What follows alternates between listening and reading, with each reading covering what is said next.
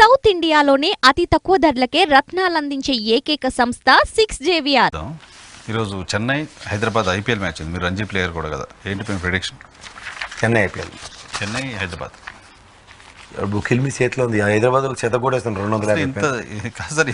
Cricket నమ్మడం idea ఎట్లా వస్తాయి? నేను ఎవరు గెలుస్తారని చెప్తే బుకిల్ మీద ఆధారపడి ఉంటుంది. బుకిల్ మీద ఆధారపడి ఉంటుంది. దిక్కుమాల ఐపీఎల్ మ్యాచ్లన్నీ బుకిల్ మీదే ఆధారపడి ఉంటాయి. అది ఎవరి చేతుల్లో ఏం లేదు. కాబట్టి మీకు దానికి చిన్న ఎగ్జాంపుల్ చెప్తాను. RCB team, AB de Villiers, Kohli, ఆయన ఒకటంటే పెద్ద ఆయన వెస్టిండీస్, క్రిస్ గేల్, ఇలా టోల్ అంటే బంతి పడితే 6 అలా టోల్ ఉండి వాళ్ళ మొహానికి ఒక దిక్కుమాల మ్యాచ్ ఒకటి గెలిచిన పాపని పోలే. ఒకటి గెలిచాలేమన్నా చెప్తా in general I'm talking about legacy of IPL. అవన్నీ నాన్ సెన్స్. ఒరిజినల్ ఇప్పుడు మనకి ఇండియాలో క్రికెటర్స్కి ఒళ్ళొంగడం మానేసి ఈ 20 బాల్ ఆట 10 బాల్ ఆటకి గుండాట్లాగా తయారైంది. ఒకప్పుడు వీళ్ళందరూ వెళ్ళి ఇంగ్లీష్ కౌంటీలు ఆడేవారు బౌన్సీ ట్రాక్ల్లో ఒళ్ళు దగ్గర పెట్టి.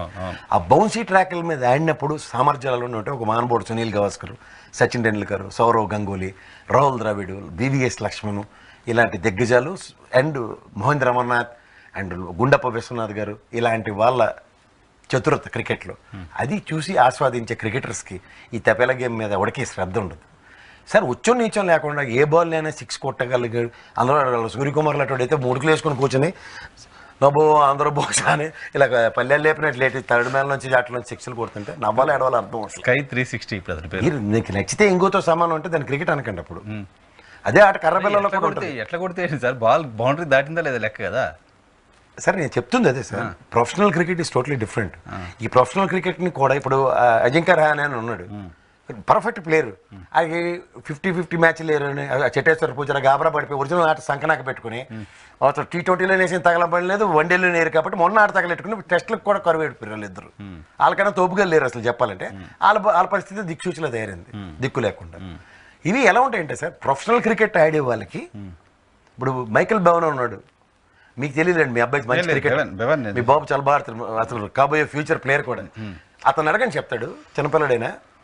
అతను perfect player, is a winnowing combination for West Indies 50 మ్యాచెస్కి. ఆయన ఒక టెస్ట్ మ్యాచ్ ఆడించలే. మన వాళ్ళు జస్ట్ అనగానే నిన్ను మించిన వాళ్ళు లేడని అలా పెప్సీ ఓడాడు, కోకోకోలా ఆడాడు, జుట్టు ఊడిపోయిన ఓడాడు. ఈ పనికి మాలని ఆటలు ఇస్తే వాళ్ళని తన్నాలి అసలు ఫస్ట్.